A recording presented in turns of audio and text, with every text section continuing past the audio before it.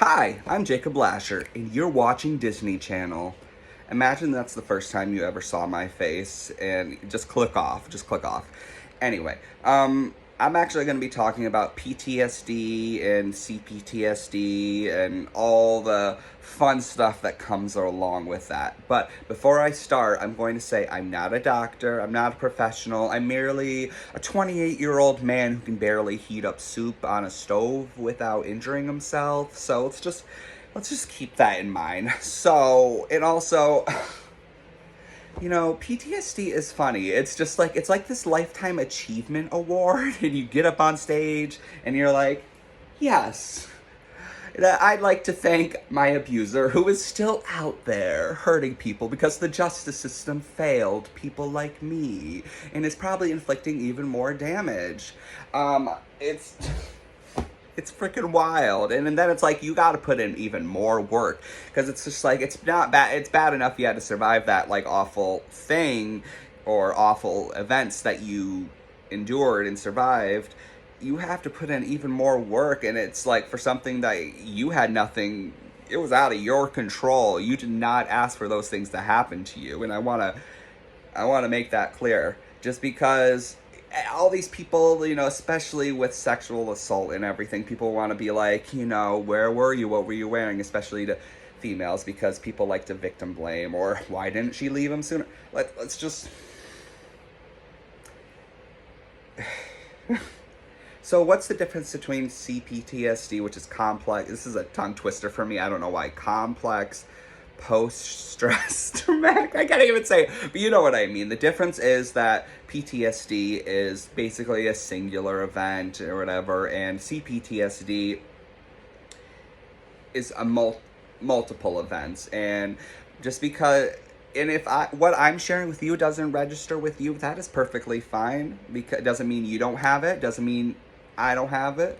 We don't have to have the exact same viewpoints, have the same things happen. Humans and our brains are very mysterious things. Like, I don't understand. I don't think we'll ever fully grasp mental health. But what we can do is try our best to get understanding, and that's what this video is. So basically, I went through a lot of shit when I was younger. So these disorders are very isolating, and I just want to talk about this. I want to talk about, BPD and OCD, and I want to talk about things that I've dealt with, and maybe it can help other people along the way. I don't know. If it can help one person, then that's what really matters, because this life can be very isolating, and no one should have to be alone, and you should not have to deal with this by yourself. So basically, I have a couple notes. So my biggest gripe I really wanted to talk about, this video has been a long time coming. I wanted to talk about a few things. My biggest thing is when I share my my trauma and stuff like that. People are like, you can't think about your past. Don't think about your past, Jacob. And it's just like, I'm not thinking about my past. I'm out going to the gas station to get the best Reese's peanut butter cups ever and enjoy them every freaking bite. But guess what? I see a police siren going down and I'm triggered. I'm 12 years old. I'm 11 years old and I'm being taken away and and it's just a lot of stuff. And I remember I was working at a casino once upon a time. That was fun. And I was on my way to the bathroom. I mean, a busy casino. I have the chance to go to the bathroom. I have one objective in mind: to use the urinal that hasn't been cleaned in 15 years. And sorry, I gotta make a joke. And I see a woman on a slot machine, and it resembles my mother. She resembles my mother, and I'm triggered. I mean, I see her tie-dye hoodie and, the same studded purse she wanted to carry up everywhere. And, it paralyzed me. I was stuck. I was frozen. And I just, literally, it felt like a million memories flashed through my mind. And in a matter of 20, 30 seconds, I was just staring at this woman, but it felt like hours. It felt like I clocked out. Like I should have clocked out of my shift by then. But in that moment, I wasn't thinking about my past. I just wanted to go to the bathroom, get back to work, blah, blah, blah, finish my shift, go home, cuddle with my dogs. That wasn't a thing. And so that's where it kind of really bothers me when people are like, don't think about your past. People who are depressed or sad, I'm going to say 99.9% of the time, do not want this feeling because it's all they feel a lot of the time. It's a heavy freaking weight, and it feels like it never gives off, and it's almost like feeling guilty. And this, I have other things. I have BPD and OCD, so it's just like, and there's a lot. I had gone through a lot, and I would like to talk about this more. It's really hard for me, but I realize I have an experience. I have experiences that I want to share. I really do. And I collaborated with amazing people on this amazing channel called Borderliner Notes. Such a great experience. So I just really want to do this. So what can we do when I'm triggered all the time. Like, I'm just constantly juggling. I'm in DBT therapy. I'm talking to a therapist. What you can do is definitely start by getting help. It's okay to get help. You're not weak. And I would often say, I'm not sick enough, or other people have it worse. People may have it worse. You may have had it worse. Doesn't matter. How you're living your life is interfering with your quality of life, whether your drug use, whether this, that, while you're avoiding people, agoraphobia, all this stuff. If it's negatively affecting your life to a point where it feels like it's not worth living, then yeah, help is necessary. Whether I like psychologytoday.com, I found an amazing therapist on there. I've been in and out of therapy for a long time. You have to find the right one for you if therapy is the right route, which I feel like therapy is, because sometimes it is helpful to get another perspective from an outside source, and these people are educated. I've had some therapists and sometimes with BPD and CPTSD, you need someone who's a little more, I don't want to come across disrespectful, but someone who's worked with more complex individuals, because it could be a lot, and you need someone who knows their stuff, especially with BPD and all this, because it's a complicated disorder. It really is.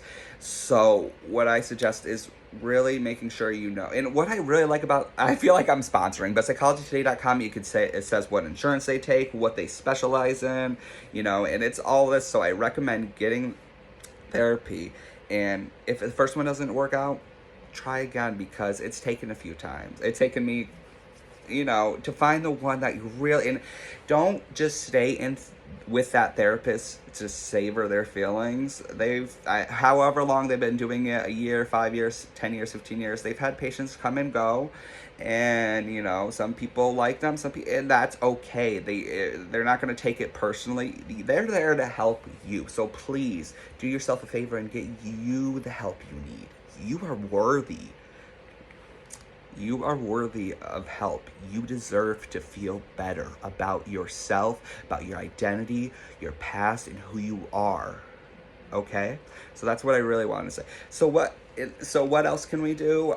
When I'm having these very high intense anxiety moments, whether I be walking down the street or I'm preparing to read poetry or whatever, because I like to perform my poetry, and my anxiety is really up there, I like to find 5 things of 5 red colored things, and every time that's a red coat. Take a deep breath. Oh, that's a red mug. Oh, that's a red dog. I don't know, you know what I mean? I really, and then just inhale, exhale, and that helps me a little bit. It does help. And my dogs are always helpful too. It helps have the most amazing dogs ever, who are very well behaved right now. My favorite tea, it's not my favorite tea, but it's tension tamer tea, and this thing doesn't taste the best. It works like a champ.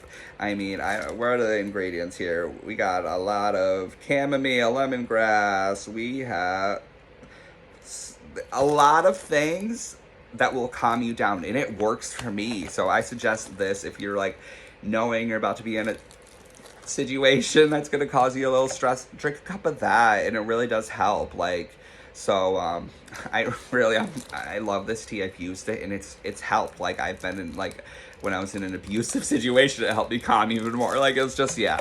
So I recommend, doing the counting thing, breathing, meditating, talking. Talk to your friends. Talk to the people that you love, that love you, because you are loved. And I think my biggest struggle is thinking people really care about me and believing people have good intentions, because I have a lot of trust issues. So what I suggest is fight that. People give a fuck about you. People care about you. Don't let your mind is not doing you any favors convincing you that people aren't on your side. There are people out there who want to be with you, who do think you're worth it, and you are worth saving. So talking about things, it makes a difference. So I don't know, maybe this video was helpful. I don't know. I want to talk about more. I just want to get the ball rolling with this channel. And, I mean, I have a new book coming out called The Boy in the Woods. That's coming out May 26th. I'm really excited about that. It's, so I write poetry and I write fiction. I want to keep doing both, because both make me very happy. And seasonal depression is bye-bye. I live in central New York, so I have a little bit, I am able to do more things and feel more comfortable, and I'm literally trying to force these negative thoughts out of my head. It's a lot of work. And a lot of this, PTSD and CPTSD, all that, like, it's all intertwined. There's a lot of underlying conditions, and, I think we all just need to stick together. Like, let's just be kind to each other. So yeah, I hope this helps, and maybe subscribe. I want to keep struggling and keep talking about things. No, I just want to help people. That's my genuine goal in life. So thanks for listening. Bye.